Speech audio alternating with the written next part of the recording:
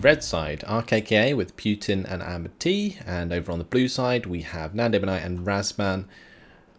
And yeah, we are on another D-Day in Paradise. Shall we start the game? Yeah, if you want to count us in. So 3, 2, 1, go. Right, let's just quickly talk about the decks. So what decks are we looking at today? So we actually have Nandemann is using the exact same decks as before, which is a Commonwealth General for Razman and a Blue General Motorized for Nandemann.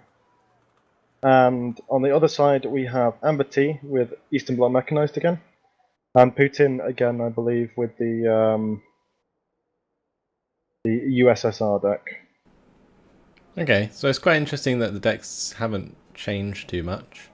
I think this map definitely is more infantry based, because what will happen is there will be contesting between like Alpha and Echo and India and Hotel, like the 2-point sectors, and most of the fighting is done in the forest surrounding those sectors. So I would be interested to see how many tanks we see come out in this one, and how many helicopters as well. Razman already posturing with an AH-7 there.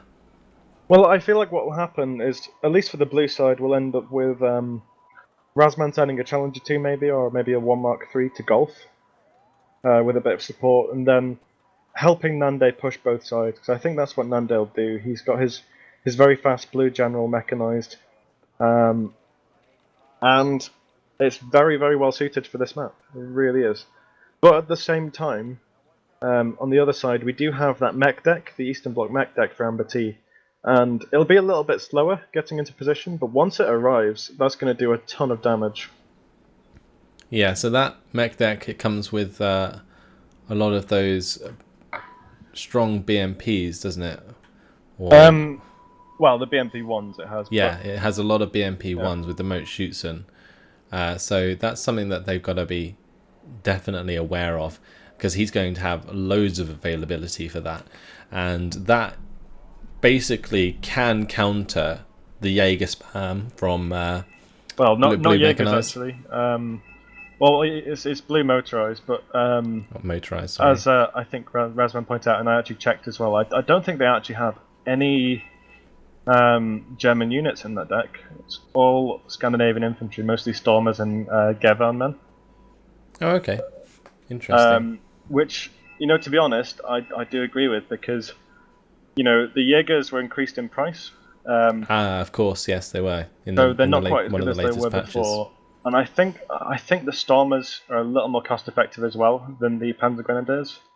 I'm not entirely sure actually, but no, they definitely will be, because they have the Cargo staff, don't they, over the 16 AP Panzerfaust, whatever model it is, for the Panzer Grens standard. And yeah, just very, very cost effective. And we do see a lot of helicopters though. Yeah, we do. Helicopters indeed. Quite a few helicopters from Putin with the Mi-24V, and it was basically a similar start to what he had previously, but got shut down by the Celtics so hard. We do have the Gazelle cannon from Nandemann that's going to be hanging around the bottom side near the water, but we don't see any recon actually from Amber T and Putin. So it might be funny to see that Gazelle cannon take out an enemy command at some point. But a lot of the units up here, Nandemann and Razman, keeping their units very bunched up. It looks like Razman's going to be heading towards Echo, and we're going to see Nandemann head up towards India and Hotel. So that looks like the strategy coming out of Nandemann.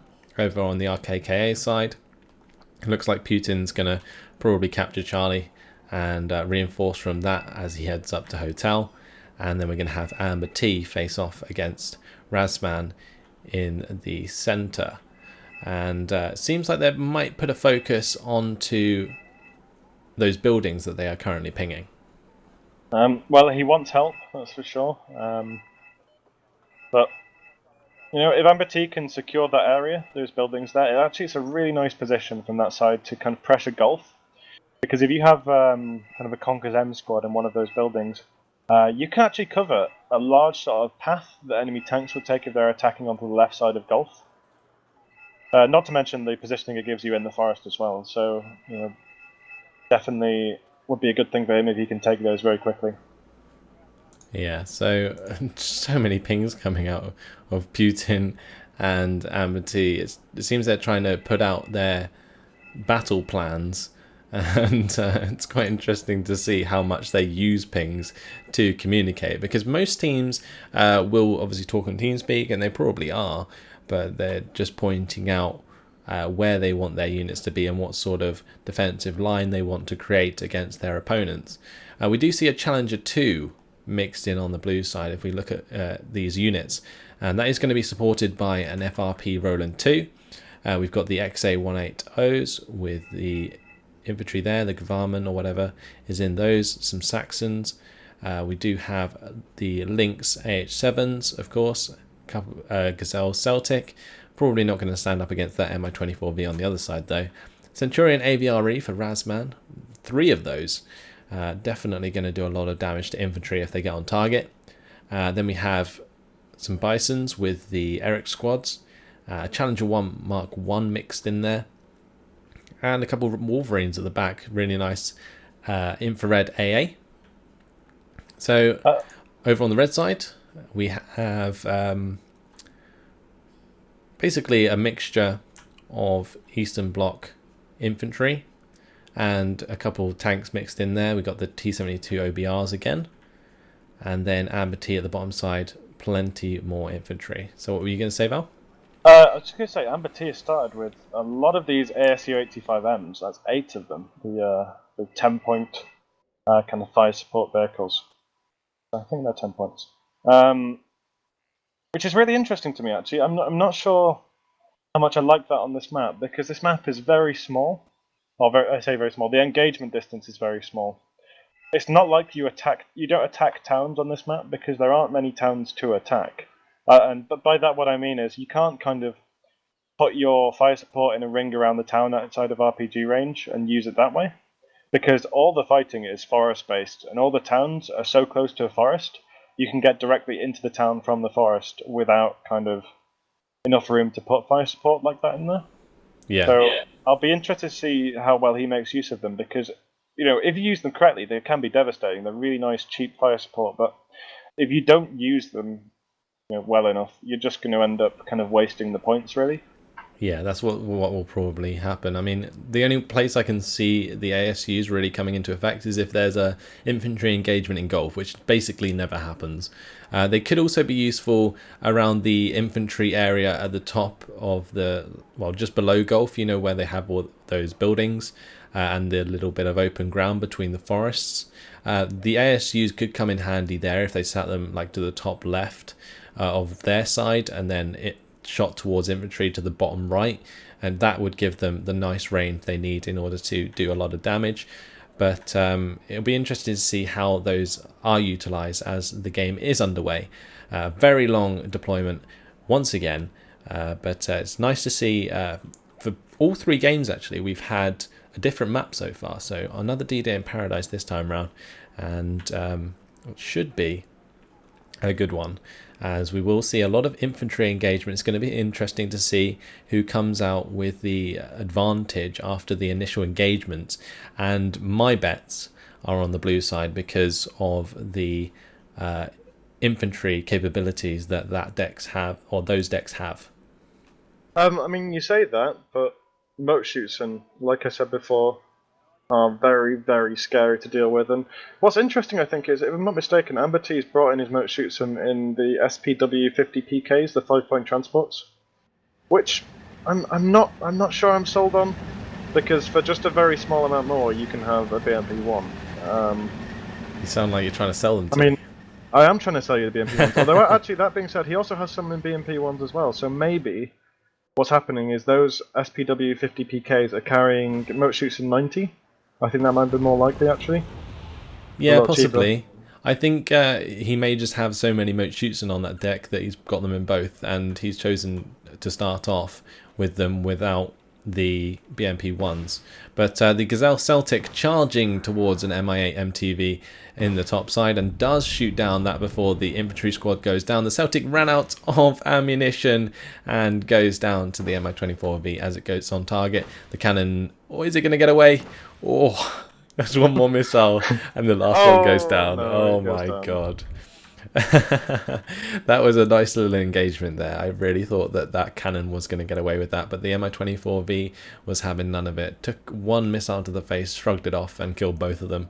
So a nice engagement for Putin at the start, got rid of that cannon recon, although the Celtic did manage to kill an infantry squad in the Mi-8 MTV, which is going to get rid of some of the fire support that would affect any infantry squads like these SES at the start. But Mi-24V coming back and taking out one of the Lynx AH7s. He's got to be more careful with those Nandemann, as they can come in very handy with proper infantry engagements. They can, but this Mi-24V has actually run out of... oh, speaking of, it just goes down anyway to the Roland, I believe. Yeah, looks like the Roland 2 just shot that straight out of the air and saved the AH7's life because, well, I think the Mi-24V was out of ammunition anyway, but the second one coming up over the hill now, over those OSA AKs, but he doesn't want to throw that towards the Roland 2 as well, so he's going to have to be careful about that. But Nandemann definitely getting some really good positioning. These XA-180s, oh, it looks like one of them just got destroyed as the Stormers jumped out, which leaves one of the squads panicked and in the open. But some of the Stormers on the bottom side getting into the forest there are going to be able to ambush that Moskaya Pehota squad. The Lynx AH7 ripping a Moskaya squad to pieces as the BTR-80 tries to take it out. The engagement's nearly happening at the top side or just below Gulf.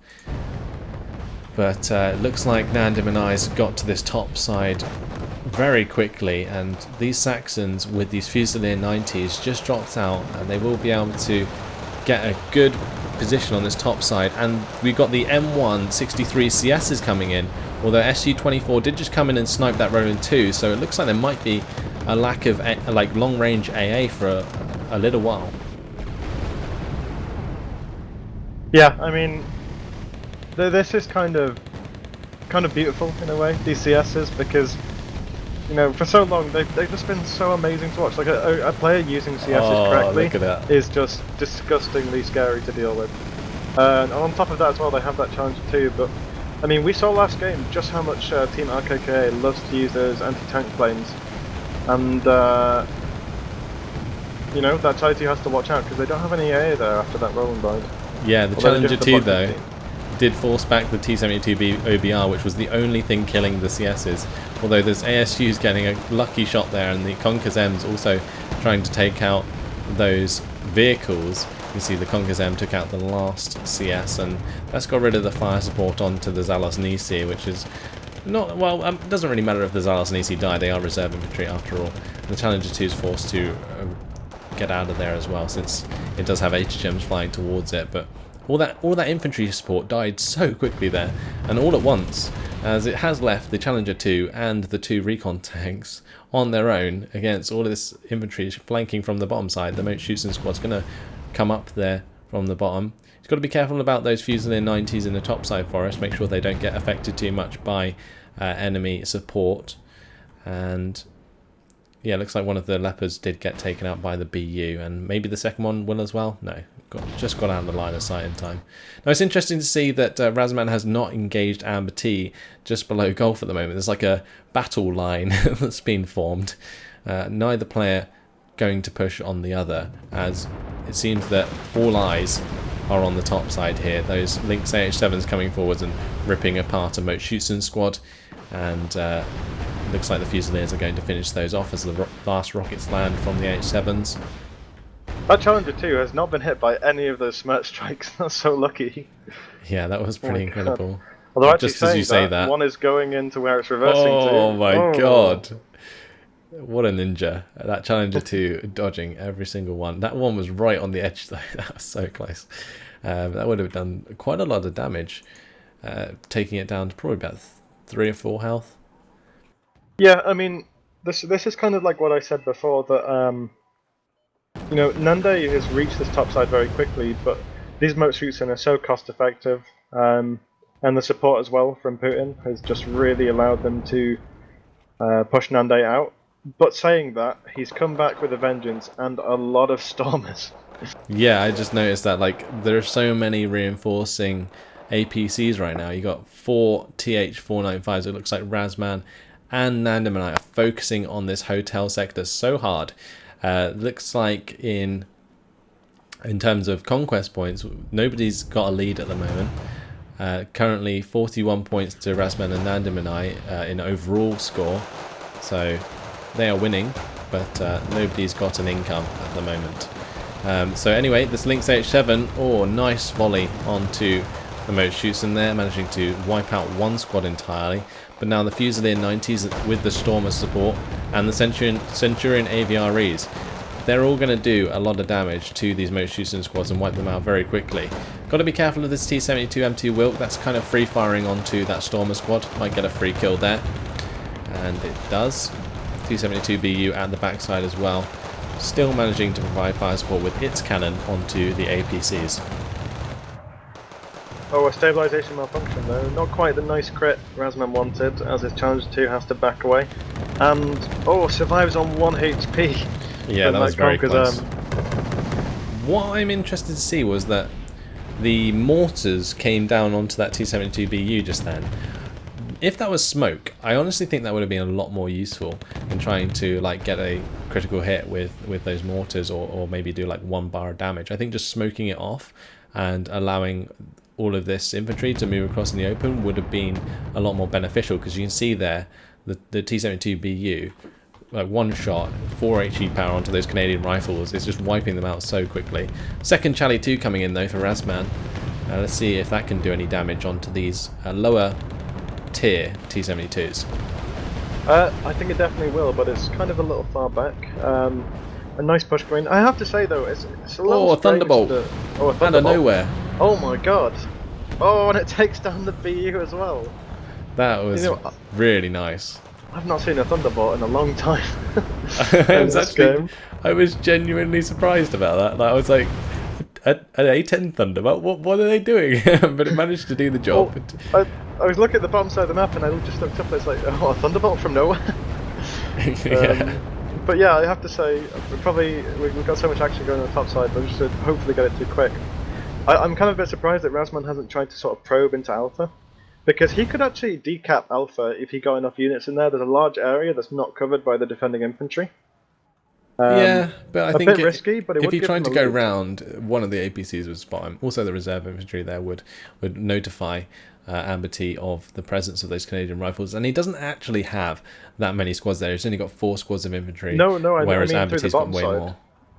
Straight to Alpha. What you mean? Oh, what, down the road, or? Well, yeah, because you only need to secure a little bit of ground to decap it, and that could give you a points lead for a decent amount of time, really. Yeah, I guess, especially considering Amber T has now captured Gulf and the blue team has not. So that's something that's now giving Amber T and Putin a +1 income lead. But this mortar support coming in from Nandemann now harassing the T-72s, trying to panic them, make them a lot less effective so that he can continue to move forwards his infantry. Oh, that VDV squad there got chunked by the AVRE, and the Stormers with their machine guns and also the Leopard Recon wiping out one of those VDV 90 squads entirely. But it seems that Nandemann and Razman's push has come to nothing again, as Amber T and Putin have managed to hold them off. Well, it seems a little bit like they're just bashing heads at the moment, really. I mean, maybe if these Challenger 2s get rearmed and come in, they can provide a lot of damage there, but again, it's kind of... I'm just not sure. But then again, Razman's bringing in a Command Leopard, and they do control this top side, so they can decap the sector. Yeah, it looks like they have a very good posture in the top side.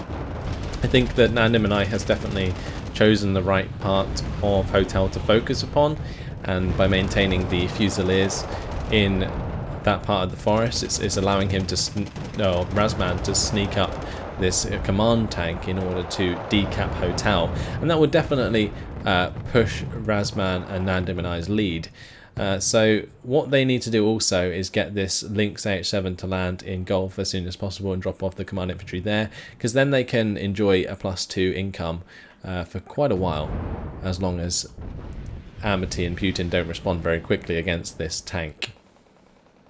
Yeah, I mean, it is kind of dangerous because they do have the Smerch backup base from Saraga, which is actually spooling up right now. It's just reloading and it's going to fire off. But, you know, a nice job to decap that. I just wonder how long it'll last though, because they have lost a lot of infantry presence on the bottom side. Yeah, I think they're focusing on reinforcing that at the moment though. Some more XA-180s coming up the road now with more Stormers, some TH-495s as well.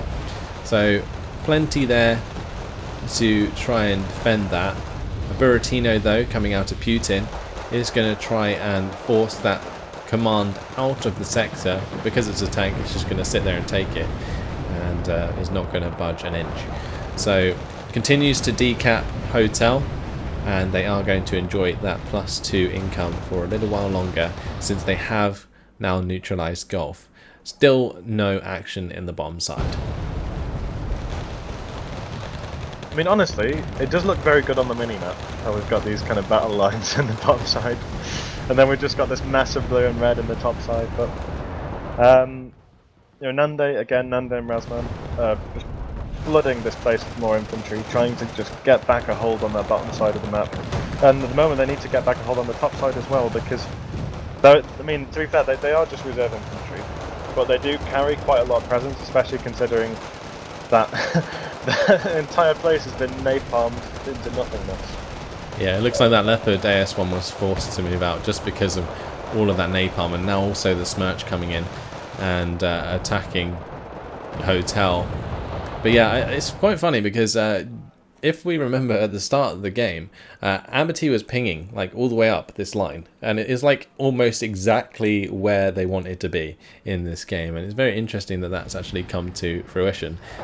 More Smerches coming in, or right on top of where the Charlie 2 is, or both of those Charlie 2s in danger there, but moved out of the way just in time to not get hit by any of those rockets.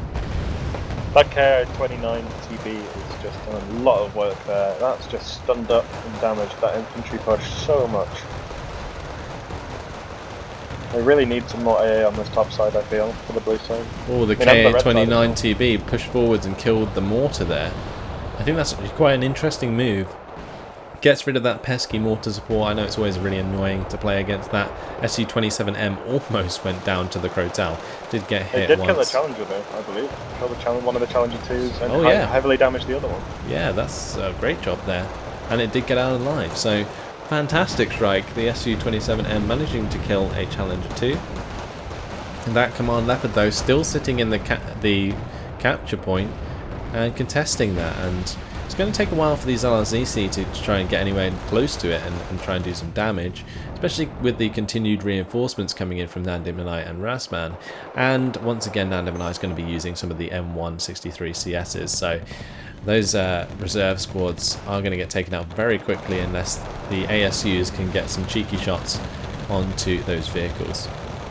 I mean, you know, I said before that the ASUs, there's not really that many places on this map where they're that effective, but this is one of the places where they are effective. Because these CSs literally just can't push forward because they'll be killed by the ASUs without armoured support from Razman. Oh, I love those Centurions. Whenever they fire, it sounds so awesome. And those two Centurion AVREs just wiped out two ASU and got rid of that fire support. That was really nice to see. It's just so satisfying, those big explosions. Now the Lynx AH7's coming up though. Let's see if they can get targeted onto some unwitting infantry. T-70TB OBR did sneak forwards and take out the Leopard that was capturing Hotel. Very unfortunate for blue, I suppose. Yeah, that is quite annoying, but I mean that tank was doing its job, and I think they wanted to get as much as they could out of that tank before it died. That's probably why they didn't decide to micro it back. They just wanted to squeeze as many points as possible, because at the moment, in my opinion, the blue side does have the initiative in this game, and I think it's going to force RKKA to focus on another part of the map entirely. Like mid, as they push their ASUs forward and their OBR 1989. It's almost like you're a clairvoyant nurse. Well, it looks like this Challenger 1 though has basically got a turkey shoot against the ASUs and also the TH495s, but that T-72B OBR was just focus firing it and did manage to take it out, and it looks like a quick replacement is on its way. The Challenger 1 Mark III brought in. But that T-72 OBR does have to be careful about approaching the Eric squads. Also, this Recce is turned off at the moment, but can't that do some damage to those ASUs in the side armor? That would be quite funny. It can do a little bit, but I mean, when you have 1 AP power on your sniper rifle, I'm not sure how much, but those Eric's you mentioned have just been spotted, and they're going to die very quickly, unfortunately, I think. Oh yeah, the fire support from the ASUs as soon as they are spotted is horrifying. But it seems in the top side as well, like they just pushed them back entirely. All of the infantry has died now, and Razman and Nandemann and I have been left wanting in this top sector. They want to try and get in there, but they just can't seem to break the defences of Amity and Putin. That must get so frustrating. Well, again, it's just Amity and Putin. They're really making sure that for every man that falls, there's another one that takes his place. And at the same time, they've also managed to get the inside track and take mid. You know, there's one Challenger 1 Mark III that's having to be pulled back. And Putin's managed to push it. He's managed to do quite well, and that HQ section is very shortly going to die. And I'm honestly, I don't think Nandemann can get much from this. I don't think they'll be able to push back into Hotel because as soon as you lose, as soon as you lose Gulf as well, the Gulf is even worse to get back, because if the red side RKKA can get tanks into position, it's going to make it incredibly difficult to push back into Gulf. And the other thing that I'm actually quite impressed about is that the fact that RKKA weren't scared to push across to Gulf. They've obviously noticed how much emphasis that Nandemann was putting into Hotel, and that's basically allowed them to do this push into Gulf and take it over completely, now giving them a +1 income lead. And that's so significant. This Challenger 1 Mark III might get caught out by the Su-27M, and it does. Another beautiful strike from Putin's Su-27M. That was beautiful. I mean, this has just been the story of Team RKKA so far. They've had absolutely fantastic pickoffs with their anti-tank planes. Yeah, that Su-24 though, flying over an area with no radar AA, and might get shot down by the Crotale because of it, but the Crotale is going to run out of ammunition before it could even kill it anyway. Only hit 1 out of its 4 rockets, and it had all the time in the world to hit those, but thankfully, due to the ECM and accuracy of the Crotale combined, it misses 3 out of 4 rockets. But that Buratino now being fired onto the road, that's going to stop any reinforcements for sure towards Hotel, although a lot of them seem to have gone off-road into the forest once again. They are going to be basically up against the Motschützen again though. In the centre, some reinforcements coming up, and Mi-24V is going to stop all of Razman's units in their tracks, as there is no AA to support in the centre. Those BTR ATAs though are going to get picked off by the Challenger 1 Mark III. This is a dire position for Nandemann because they've been pushed back on this top side quite hard. I mean, they do have the Stormers there, but even more Motschützen are coming in with those BMP-1s in the top side forest. All of these tanks and ASUs, you know, I just feel like there's just not enough capital there to defend. And then more importantly, they're having to divert resources to hold mid, which is something they should have probably never lost in the first place. Yeah, it's quite... I'm also concerned that they're not trying to like probe Alpha. I know there's obviously a lot of defenses there, and we can see that, but they can't. And I'm surprised that they're not trying to probe down there just to see if they can get some units into Alpha, because even for Nandemann, surely they're noticing that the resistance that Amity and Putin are putting up. I'm finding this actually incredible how much these Motschützen are paying themselves off as they fight back. It's like I said before, I think Motschützen are probably the most cost-effective infantry in the game at the moment when you bring them in the BMP-1s. Just super good. Yeah, so we got T-80Bs moving forwards now, and I was saying about how if the red side manage to get tanks into position, it's going to be almost impossible for the blue side to take back Gulf, and it looks like that's what they're trying to do at the moment. One of them's got an optical failure, but that will sort itself in a minute and a half, which is actually quite a long time, but shouldn't be too much of a problem to deal with the infantry. Those Canadian rifles only have the 66mm heat rockets, which only have 16 AP power, so that's only going to do like 2 damage a hit to those T-80Bs, which now have plenty of time to fight back, especially with the help of the Spetsnaz GRU and that Dragunov SPD. I really do think that this has almost been like a misallocation of resources from, in a way, both teams, because considering no one's attacked on that bottom side, you could have literally just had 2 infantry squads covering that. I mean, it sounds kind of obvious to us, so you can understand why they're very hesitant about it. But I'm kind of surprised that both teams haven't sort of been pulling off the odd squad or two and sending it up to the top side or sending it mid, because it's just not accomplishing anything. Oh my god, the god play. The Su-27M coming in again. I think it just killed 2 Crotals, which is insane. Like, I mean, like a normal aircraft, air-to-ground aircraft is killing anti-air. Like, just like that. Like, literally all of the anti-air is now gone in India. I think from using the Su-24, they figured out there was no radar AA, and then their only focus was those Crotals, and that one strike was so good, and now it's just going to allow them to push even harder into India now, moving all of their resources out of Hotel perfectly and just crushing towards India. They've obviously noticed that the momentum is completely gone from Nandemann, and they're taking complete advantage of it. I love this play. I think it's great. They're not leaving anything behind, scared. They're moving everything forwards and making one big push into India with all of their forces at once. And that is such a good identification from RKKA to take that initiative and keep going after they've been attacked so hard previously. Yeah, no, there's no other way to say it really. They've they noticed the tide had turned, the momentum's in their favour. They've even got a Buratino now. Although honestly, I highly doubt they'll need it because they've just had some fantastic individual plays this game, especially with those anti-tank planes. And that coupled with the fact that Amber T has more cost-effective infantry than he knows what to do with, and this is going to result in India for RKK. Yeah, they managed to force the HQ section back, which is going to give a +3 lead to RKKA. I'm pretty sure that will die soon as well. These Mi-24s are harassing the Challenger 1 Mark III because there's no AA to save them, and the SAS squad just died. So that Challenger 1 Mark III is limping away on 1 HP, and the last ATGM from the VP is going to destroy it once and for all. Now the APCs are revealing themselves. Fortunately, having 2 helicopters there means that one can save the other, and that's exactly what's happening. The Wolverine coming down the road did not stop in time, and wow, the Wolverine going down as well. A couple more coming up though, so those helicopters do need to be careful. Well, he stops them this time, and that's going to fire onto that V.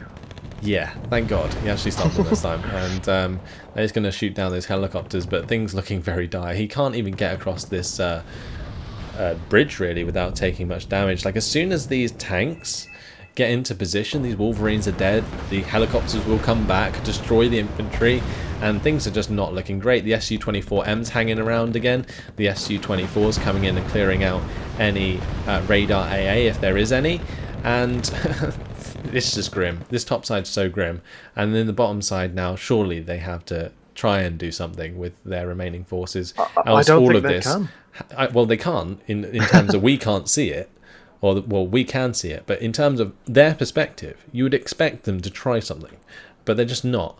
And it seems they've been shut out entirely of this map. And as soon as one team or the other gets to like either side's river, it's over, because as soon as you can cover the bridges with your tanks, it's so hard to dislodge those tanks unless you have like some serious heavy firepower, like heavy firepower, like an HGM plane or like artillery that does the same job.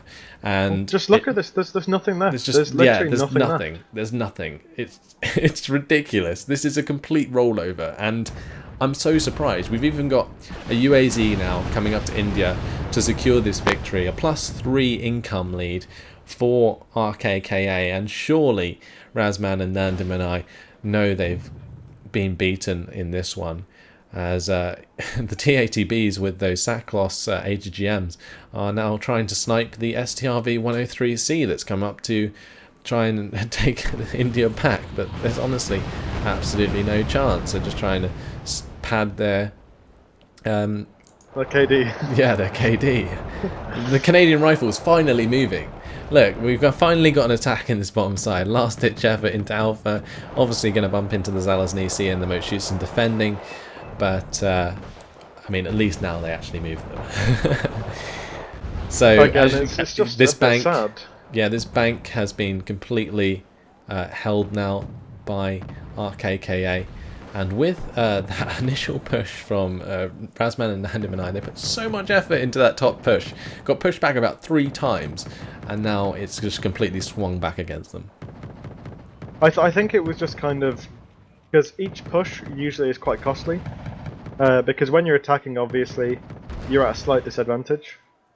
And that's kind of generally true for most things in Wargame. If you're attacking, you're usually at a little bit of a disadvantage. And then, so if you're at disadvantage for 3 separate attacks, and you're just being ground down, because you know the problem with motorized decks is their transports cost more than their mechanized deck counterparts, and are less useful. So, for example, the BMP-1 costs 10 points, has a gun, has some armor, is very good. And then, for example, the XAs, the transports that Nande was using for most of his infantry, I believe are 10 points themselves.